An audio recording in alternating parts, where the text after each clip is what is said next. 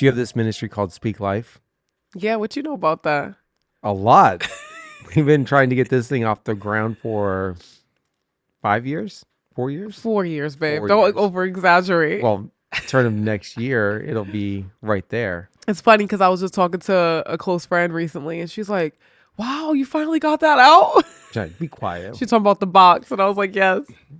Well, in ministry and in relationships, you usually find one person with a high vision. Yes. And then you find the spouse, male or female, that will kind of like, well, they're in this. And they kind of think that there's only room for one. Right. And Until you know, met Lex. yeah, but No, I'm just kidding. it is hard because, the great Tom Brady Mm-hmm. is going through a major, divorcee. Because of that. Yeah, because you have her who had a huge career. She made more money than he did. Wow. He's playing football, and you bringing two people in, and there's a lot of like, well, this is my schedule. This is my schedule. Right. And it's super hard to like find time to live life. And from my understanding, when they had a kid, she's like, okay, I'll raise the kid, blah, blah, blah. Then at a certain stop her career year, when you retire, and then I'm going to do my career. Is it? I don't know. That's what they said. Oh, okay. And then when it came time for him to retire, he couldn't. So then that's when she was like, yo, that was our agreement. Yeah. Like you said that you were going to retire. So then it's my turn because I sacrificed all these years for you. Right. I don't want to spend the whole show on. I'm saying, so that's crazy. I would be kind of salty about it too. But in life, you got two people that come into a marriage. Right. So people are out there and they're not married. This is what it gets to look like. And if you're in marriage, and some people have been married 5, 10, maybe 20 years, you can either give up on your vision because you have to now go and submit this idea to your spouse and say, hey, I feel like the Lord is saying I should go do this. And it's like, whoa, are you going to inconvenience me? Right. And the Lord loves to inconvenience us out of our plans. Mm-hmm. And it's hard. It doesn't matter male or female, but when God's calling you, there's disruption. Right. And sometimes the individual with the vision, they're more passionate about than spouse number 2 who's just supporting, clapping. But when it starts hurting financially, when it starts affecting time, now you're like, whoa, I don't know. I didn't know about all that though. Yeah. And so I wanted to kind of just touch base on like, how do you perceive it? How do you handle it? Right. Because, God didn't design one of us to thrive. He designed all of his children. So even if you're in a marriage, does the vision get carried out by both? And then what do you do when two people have two strong visions? Right. And I think if you aren't married and you are looking for that someone, to really think about those things. Right. In your spouse. If you have a high vision and you're a man or a woman, think about that in your future spouse that you want to have. Do you want to run together? Because if you do, when you're dating, look at that. When you're dating that person or courting them to get married, like, do they have that same high vision or not? Because I know for us, you knew when you met me that I was serving the Lord at a high capacity and I was going. That was my heart and my passion. Right. So it wasn't a surprise to you, right? That I would want to go do those things. It wasn't a surprise. I knew you would be game for whatever, down for whatever, ministry. Yes. The other stuff, what is not it? DFW, down for whatever, chick. But and how about too. Yeah, but let's now fast forward because we have 50%, 80% of a listening body who they're married. Okay. They're maybe they just came to the Lord, maybe they're just coming to the Lord at a high capacity, wanting to serve God. But it's like, where do we fit in? Right. Males have different perspectives, females have different desires. Well, I even realized, or I've had some conversations with women where they say that their husband doesn't want them to do stuff like that. They want them to just be the wife, and which is fine, but like, I don't know how I'm trying to say it in a nice way. I think that's fine, but like, don't say it in a nice way. Don't say it in a nice way. No, but the way that this person said it, I felt bad because I'm like, if God's telling you to do something else, you can. That doesn't mean you neglect the family. Does that make sense? Yeah, I know. What you're holding back. I know. I'm trying to hold back. I don't know why. Is that nobody wants the riff in the marriage. Everybody Right. wants to cause the argument, the I'm mad at you. Now you got to work through that scenario. It's like I don't want to upset the apple cart. Right. And so there's going to be things in life that one person comes into the know before the other. Hmm. And then you have to work through it. And it's like, so you sing on the worship team. Yes. I have no role in that. No. What role I do have is getting everybody up in time, Right. getting The everybody behind the scenes dressed, stuff for making me. sure we're all there. And when we're late, it's still my fault. And it's like, Whatever. you have to support, you have to sow into someone else's vision to reap into your vision. And I think a lot of times we forget on our spouses because we're so connected. Right. And when we did pursue ministry on our own, when we did start ministry on our own, I became a mom at the same time. Mm-hmm. And I remember being salty about it, not about being a mom, but like you were able to go do things. And because I was in the beginning stages, I was home all the time. Right. And that literally, Or you weren't oh, salty. when it came to die to self, I literally was withering away. Like I felt like I was melting. Because first of all, I'm the type of person that likes to go, go, go, do, do, do. Mm-hmm. And my personality, I'm an I personality. I love people. I love to be around people. I hate being home. And you were like going off to the office, and like I literally was dying because I'm like, first of all, I thought we were gonna do ministry together. Right. Second of all, you're doing it. You're coming home with these stories. And I'm just home Right. with the baby, and I love being able to stay home with the But boys. there's half of you who's like, But at that season, I didn't understand it, and we didn't have a connection to a church body or family, and so I just was literally like I had like hatred and bitterness. right, that then And rolls in, resentment. then it rolls into the marriage. Right. And then if you have somebody who doesn't see the long game, now you're fighting. Like, this girl doesn't want to be married. Like, we need a divorce. And it's like you can get into something prematurely out of a misunderstanding because you're frustrated on one thing. They're under, why are you frustrated? I'm Right. doing the things of the Lord. What, you should be happy for me. And And it's understanding roles too. right. Like I heard someone say, and I'm not sure if this goes hand in hand, but I'm going to say it anyways. I heard someone say something like, okay, I'm a prophet when I'm at church and I'm the pastor or leader, whatever, when I'm at church. But when I come home, I'm a father. Right. And so just to remember our roles. And I think in that season for us, I'm always going to be a mom at home. You're always Right. going to be dad. But I think I was kind of like intertwining the two. Well, so let's go a step farther in that, because in this like new era, I hate to like think that we have to redefine things, but things are being redefined for us, Mm-hmm. and we don't get that option to like, no, that's not the truth. Women are thinking that they're on equal with men, which they have every opportunity to do everything. But the Bible clearly states the man's the head of the household. Right. The woman will submit. Women are having a really hard time submitting Right. because the world wants you to be the voice. If they don't agree Right. with you, you leave. You find you a man that supports your calling, supports your career. Right. And then the household responsibilities, the child. No one talks about that. Right. And so you get this like, I thought I was supposed to get me. Right. And we And missed that was my heart for years. Right, and That's how I like my family didn't teach me that, but the environment, like the state I grew up in is very, very liberal. So the school systems, I grew up in the school system, Right. and they teach you independent woman. Around that time, the music. there was an agenda because the music, The movies. literally in high school, So- all the music that came out was like you independent Okay, woman, let's- INDEP. Like they So literally let's go down that bunny trail road. Is that a movie that you liked? It was in the fashion industry. It was Devil's Wears Prada. Mhm. She's She's a boss woman. She's pursuing her calling. You want that? But She's she has wanting no to go kids after. or nothing. Like, No, but she ends up leaving her boyfriend to pursue, and it's right, like give up everything for you your give career. up everything. Literally, And it's yes. like the message that's being portrayed to people is you go after your career at all cost, Right. and then you wonder why when you're 35, you're 40, You're lonely you're and lonely. struggling. The people right. that are available to get married to or get in a relationship have been through 7. And they have each have kids kids, and there's nothing wrong with being in those relationships. Like, I was, married before you, so you had to like deal with Right. the baggage of Thank God, me. no baby mama drama. I don't have that. But there's nothing wrong with it. But if you don't get married, so we have somebody in the office got married real young. Mm-hmm. They don't have those horror stories. Right. And so it's choices. Right. But we don't look at life as choices. Like, I'm going to choose to get married early, Mm-hmm. be married to one person, not have the body count, not Right. have this. But they also have security in one person knowing them Right. This In whole so every way. now they've got the relationship part done, the kid part done. Now they can focus on the career.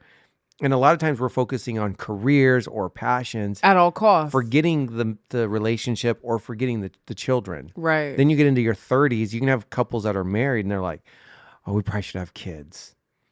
And it's like, oh, they're going to ruin our schedule. Right. We can't go on the vacation. We can't. And But that's so, like selfishness too. Like right. that But I'm needs to just be presenting purged. these stories that nothing is perfect. It Right. doesn't matter if you waited to get married. This is what you'll deal You with. always have to go through If that. you get You always married have to early, start at everyone's going through something. You right. can't avoid any of it. And I think a Right. lot of times we look around the landscape and we go, oh, Johnny and Becky. I hope nobody's listening as Johnny and Becky, but We're just they, using John and Jane Doe. John and Jane Doe. Yes, there you go. They seem to like have it all together, but we don't know where they came from.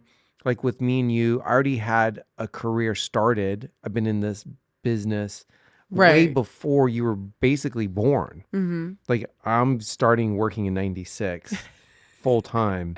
And I was You're 3. 3 years old. For those that don't know, we're 12 years apart. So My years invested in this career had been many years, decades, even moving states. And so there's a lot that goes into when we perceive somebody from the outside. right. Then they also look at you and they're like, "Ugh, it just comes so natural." You're like, where were you in 2009 when When you were on the struggle bus. yeah, and it's like we don't know what it 5 years ago looked like, what even a year ago looked like.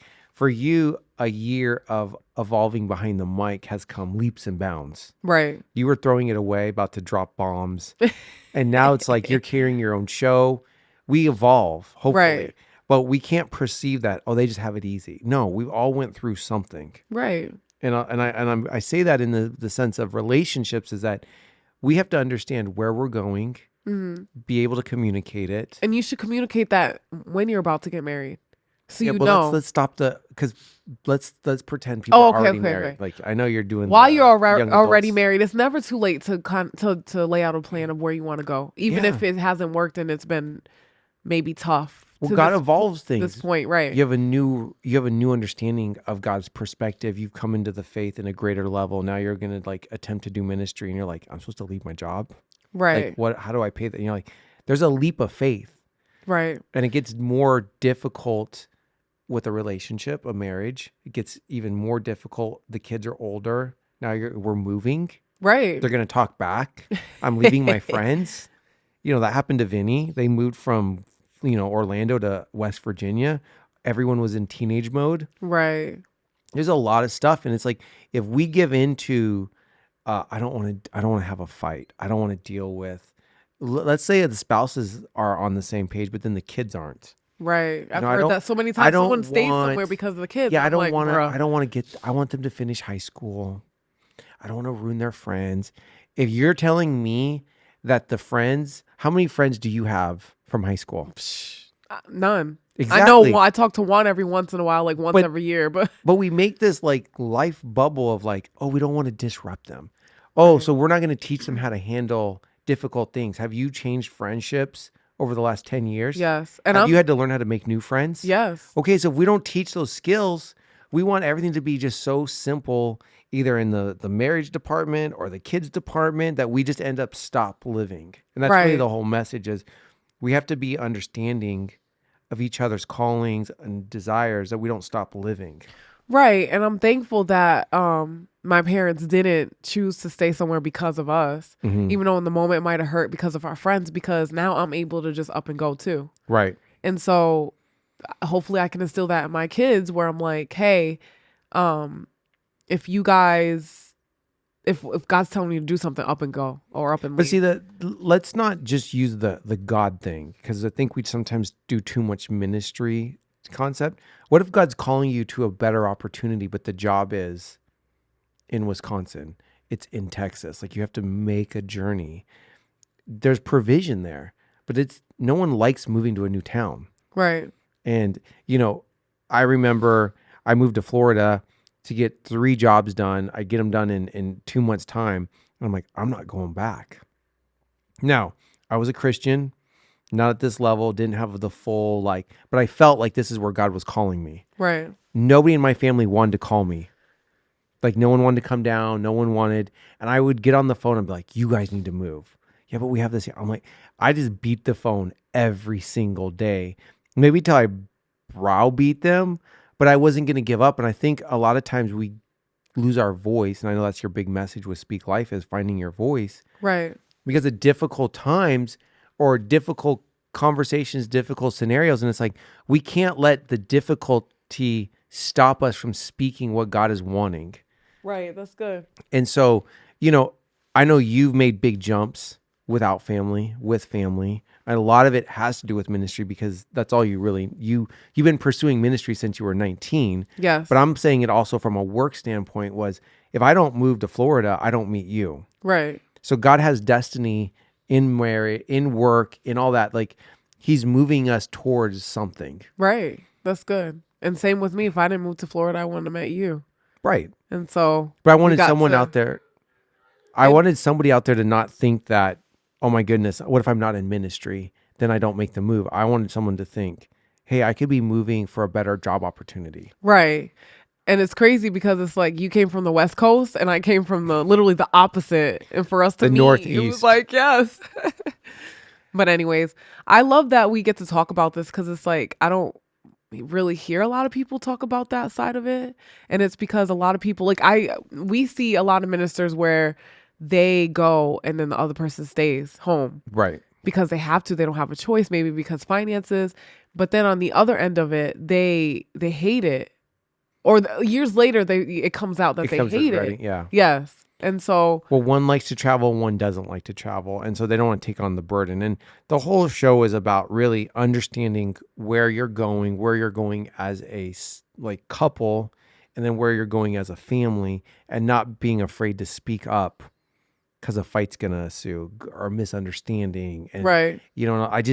I see a lot of people in pause, and the couples are like trying to figure out, well, who should be the one that gets to do it? Right. And I don't think that's how God designed it.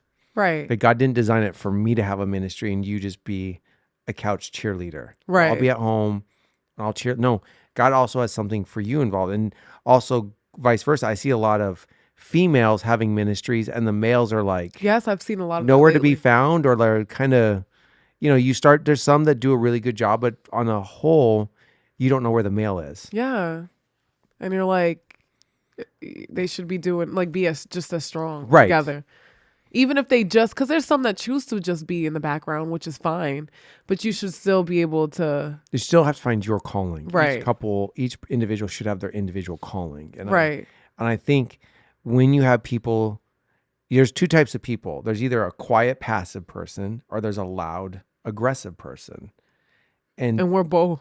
Well, but two passive people will just be passive and, we'll just see what happens. Right. The aggressive, no, I'm saying I think I know. I'm aggressive. Just painting the picture. Then you get aggressive, passive. The aggressive's gonna winks are gonna wear down the passive. Right. And then there was us.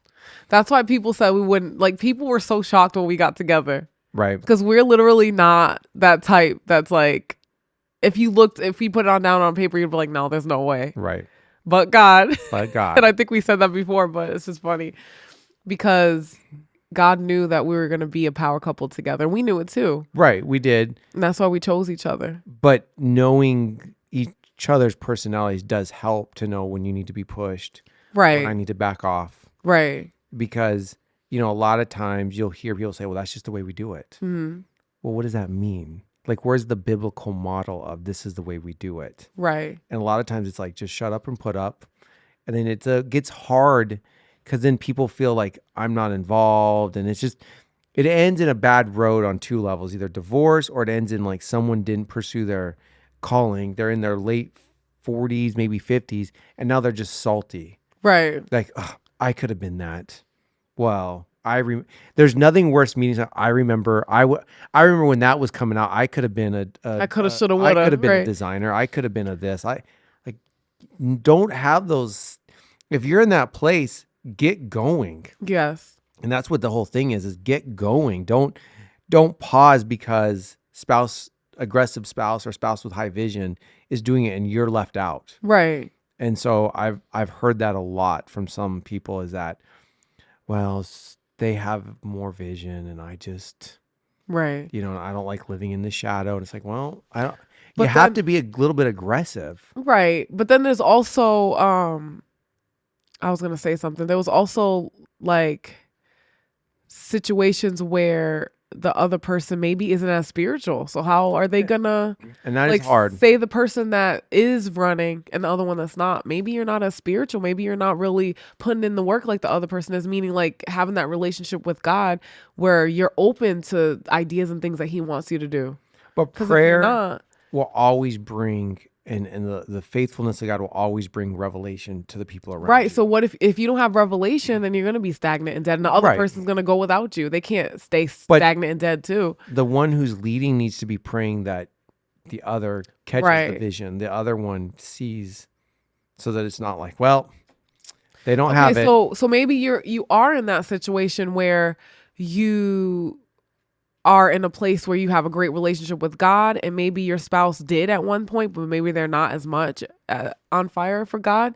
And so in that situation, like Lance was just saying, like pray, like you don't stop praying in that, because I've seen that too, where it's not like the person's not saved, but they're just kind of like stuck where they maybe a hurt or something took place. I've got a handful of But people in our own church that I see right, and a it's almost like spouse. they're dragging them, and they're like, God, I want them to be just as on So fire you as I have that am, point, or you have the other one who's content with their husband's wife serving, and they're okay and just they're to just be like, well, right. and you're like, that's not how God designed it, but yet they're complaining and whining to the people around them. And Right. the whole thing is, if you want to change, you have to change. Right. If you want something, you have to be willing to hear out the visions, but you have to also know this is the season we're in. This is what God has for us, and look for your vision, look for Right. it.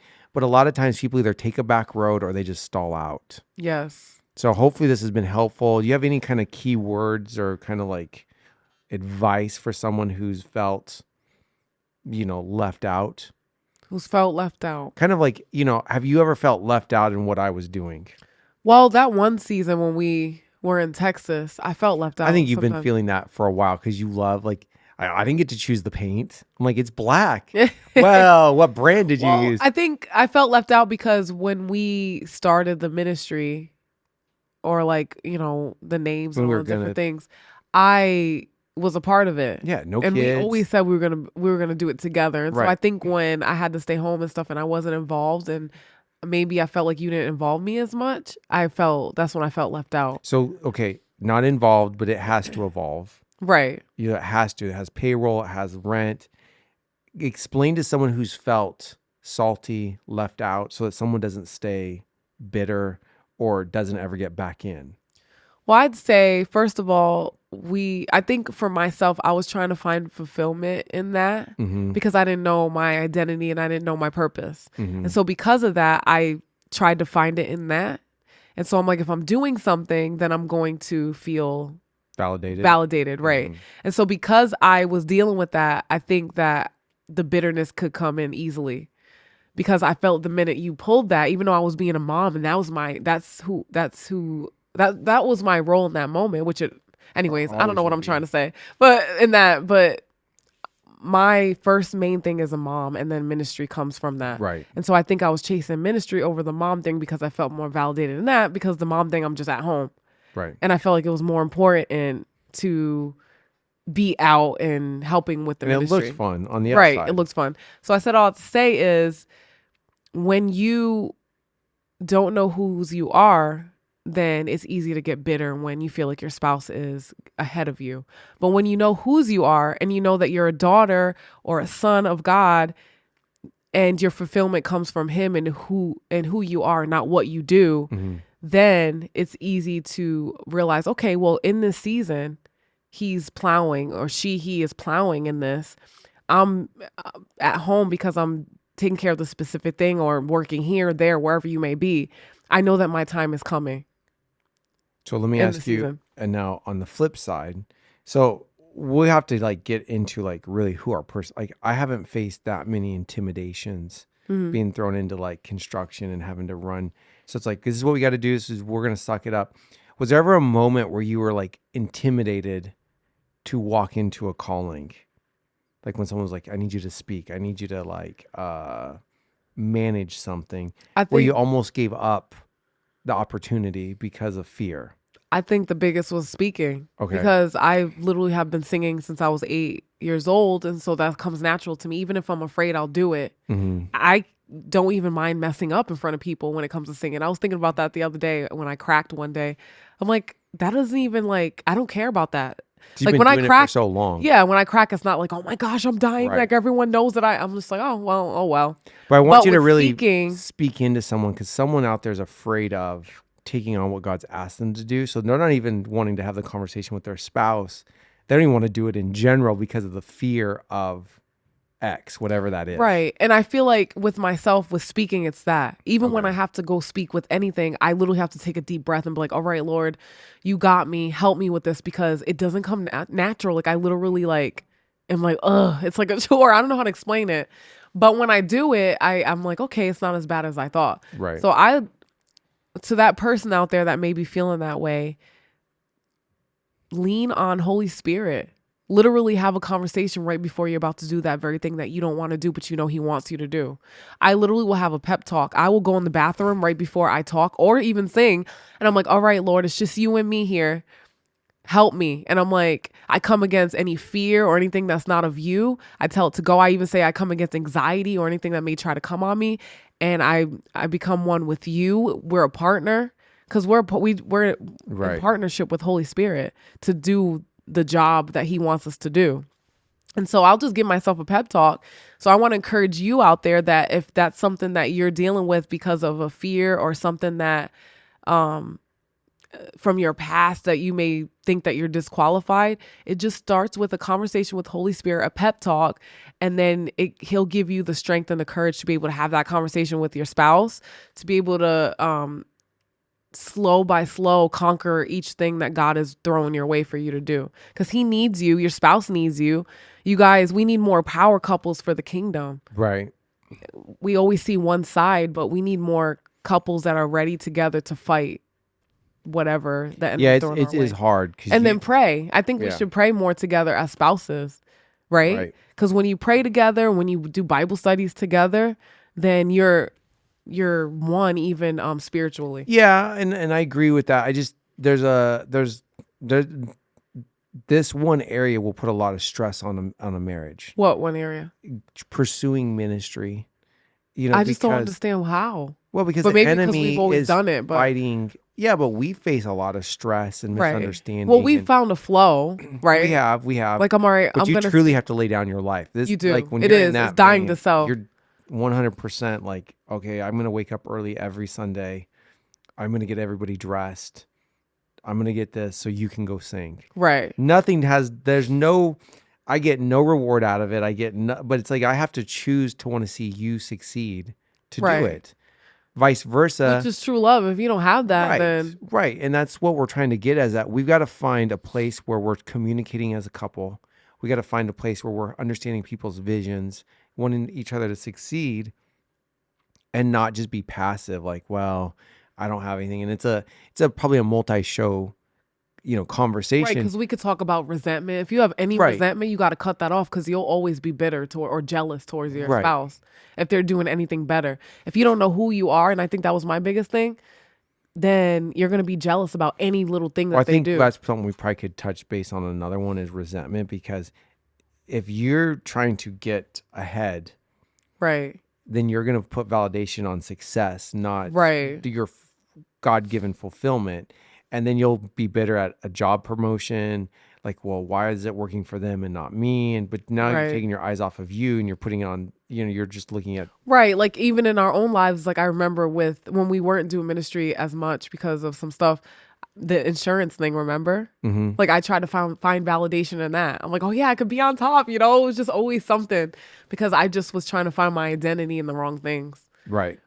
And so, But that's the root of almost a lot of things, is right, identity, it fear. can cause you to do some crazy things. Yeah, and it'll blow up for marriage, one, a right. ministry, then down to the marriage, and then it's resentment, and then what happens? You're just not living. Right. You're this like Then you're bitter irritated. towards husband or Kids. wife, kids, like You get your kids through college, and then they don't end up doing it. And you're like, I spent hundreds of thousands of dollars, and now you're being a musician. And it's like there's so many people that are trying to live up to a standard that's not God's standard, and there'll always be disappointment at that side. So Right. I just wanted to bring some light to like, this is what marriage looks like. This is what visions look like. How do you navigate them? How do you understand them? Because, we have to be patient, number one. Two, we have to be very open to the Holy Spirit.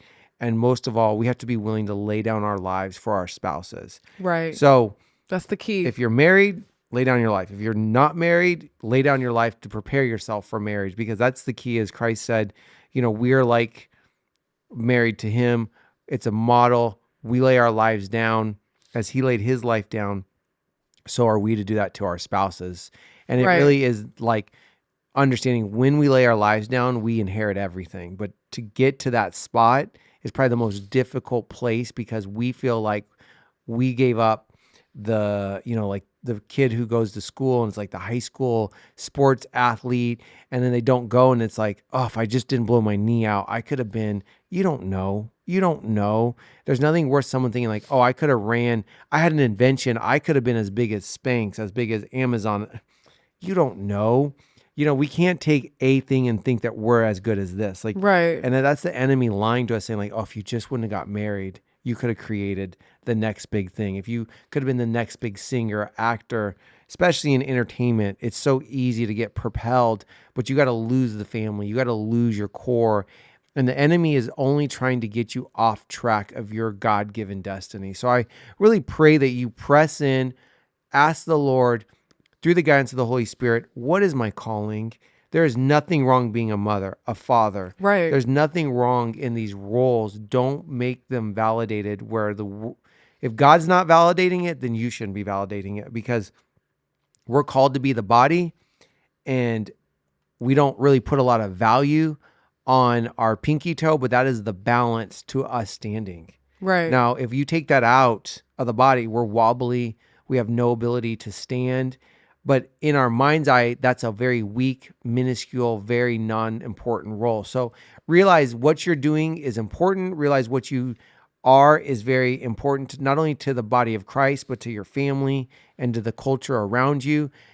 Don't lose sight what God is wanting to do with you and for you. So, got anything else? That's good. I just wanted to add that before ministry in general, family comes first. Right. First of all, your relationship with Christ, and then your family. So if your home isn't in order, don't even think about what you should do for ministry, right? Right. Because that should be like a thing that's after your home is in order. Because you see so many families that the husband and wife do pursue ministry, but they leave the family behind, and then the kids hate Christ, they hate the family, and they're lost in the world.